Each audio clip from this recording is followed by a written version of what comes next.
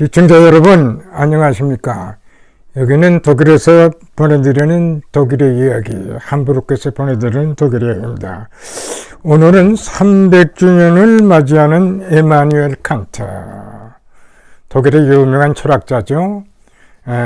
칸트 하면 독일이다, 또 독일이다 하면 칸트, 칸트다 하면 독일이다 할 정도로 유명한 철학자입니다.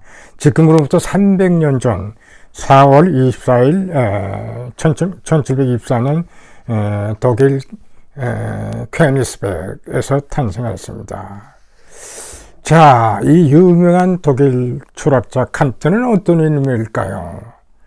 참 우리가 참 보기 드문 천재적인 머리를 가진 그런 장본인입니다.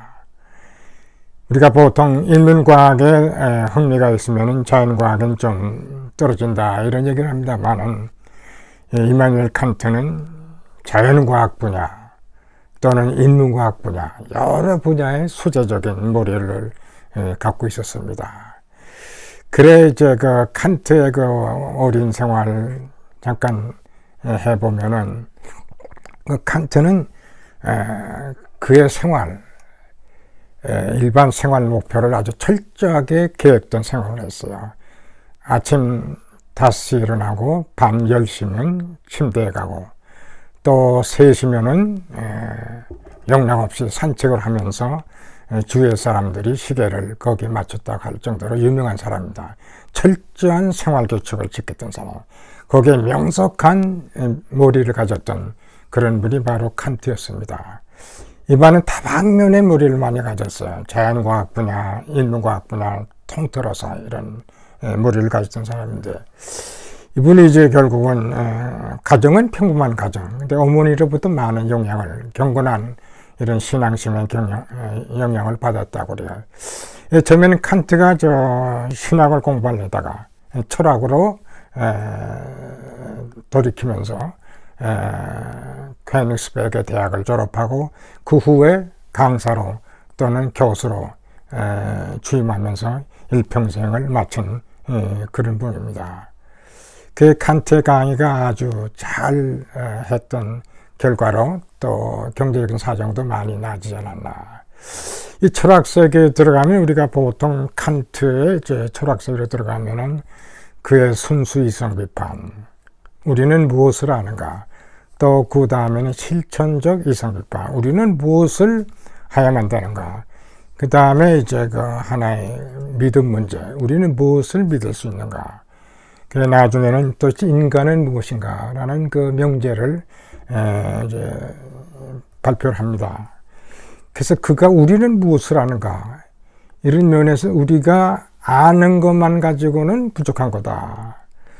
우리가 앞으로의 우리 행동 지침을 만들기 위해서는 우리가 어떤 무엇을 해야 되느냐 하는 그 기초를 또 하나의 실천적 이성 비판에서 그 순수한 이성과 실천적 이성을 결합을 하면서 거기서 도출해낸 것이 우리가 일반이 다 공감하는 하나의 일반 법칙을 산출했죠.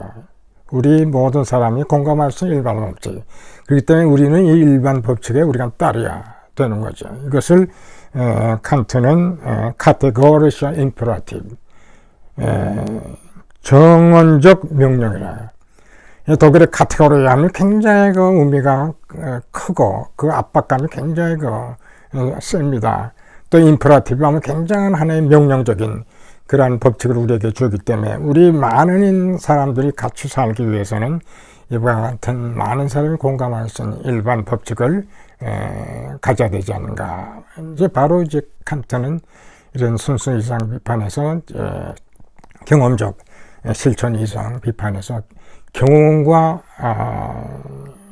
그 다음에 그 우리 선험적인 것, 우리가 아는 것, 그것을 결합을 하면서 이런 일반적 법칙을 갖다가 마련하고 이것이 하나의 그 후에 독일 생활에 있어서 많은 영향을 주지 않았나 이렇게 생각이 됩니다.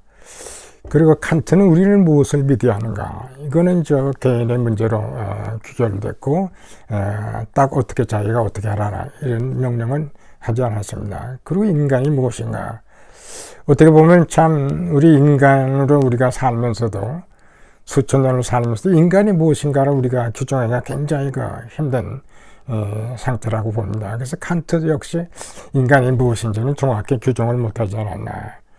그리고 또 재미있는 것은 칸트에서 우리가 재미있는 것은 무엇을 발견했냐면 무엇보다도 이런 정원적 명령도 중요합니다만은 불란서 혁명이 일어나고 이 18세기 후반기에 또 19세기가 이제 또 시작하는 이런 와중에서 이제 계몽 사상을 또 창시자로 개발한 사람이 아닌가. 우리 칸트의 계명의 뜻을 우리가 잠깐 살펴보면은 우리가 그동안의 무지의 세계에서 살던 우리가 어떻게 하면 우리가 계몽할 수 있냐 하는 것은 바로 무지에서 떠나려고 하는, 무지에서 우리가 깨어나려고 하는 그 용기가 바로 계몽이다. 그래서 계몽의 창시자로도 유명하지 않나 하는 생각이 들어요. 사실 어떻게 보면 그 유럽이 이렇게 칸트의 이런 여러 가지 사상에 의해서 본격적으로 유럽이 발전하고 특히 독일의 세계가 그 후에 19세기를 맞이하면서 하나의 창시자, 그 철학의 하나의 첫 스타트를 뚫지 않았나 하는 그런 생각을 하게 됩니다. 제가 한국 65년도 한국을 떠날 때 철학하면 칸트하면 독일 이렇게 얘기를 했는데 막상 독일에 와 보니까 칸트를 모르는 사람이 너무 많더라고요. 거기에 제가 놀랐고, 그런가 하면 조그만 애들이 장난치면서 놀면서 sei vernünftig, 너 이성적이야 돼 하는 그 칸트가 이성이라는 단어를 사용하는 이 단어를 그 조그만 애들이 사용하더라고요. 자기들끼리 장난하면서 놀면서 뭔가 좀 흐트러지고 잘못되면은 그 애들 스스로가 sei vernünftig 그러더라고요. 근데 그거 보고 굉장히 놀랐어요. 조그만 애들까지도 그런 여러 가지 구전의 철학의 물결 속에서 이들의 생활 속에서도 그런 단어가 도출되지 않았는가, 이제 그런 생각을 이제 하게 되는 거예요. 제가 또 제일 그때 당시 놀란 거는 독일 기숙사에서 제가 생활했는데 어떤 독일 학생이 기숙사에 들어오면서 전기를 딱 끄더라고요. 이제 더 이상 전기가 없으니까 딱 끄고, 이런 공중 그런 의식 이런 것이 굉장히 발달했더라고요. 그리고 일반적인 사람들의 생활 방식에서 공공연한 무엇이 얼마나 중요한 걸 도덕적인 전제에서 많이 그것을 준수하는 것을 보면서 이런 것이 다 우연히 생긴 것이 아니구나. 이런 칸트의 도덕사상, 이런 일반 규칙을 전험하는 이러한 생활 규칙, 그러면서 쭉 내려온 결과가 그때 당시 제가 처음 왔을 때 일반 조그만 아이들에게도, 일반 독일 생활에게도 미치지 않는가 하는 그런 생활이 됩니다. 하여튼 독일은 하여튼 칸트의 이 철학을 계기로 독일이 본격적으로 정신적으로, 그 다음에 그 후에는 물질적으로 발전하는 계기가 되지 않았나, 저는 그런 생각입니다. 그래서 300전을 맞이하면서 다시 우리에게 교훈이 되지 않을까 하는 이런 생각에서 300년 전에 태어난 칸트의 철학 사상이 간단하게 여러분께 말씀드렸습니다. 시청해 주셔서 감사합니다.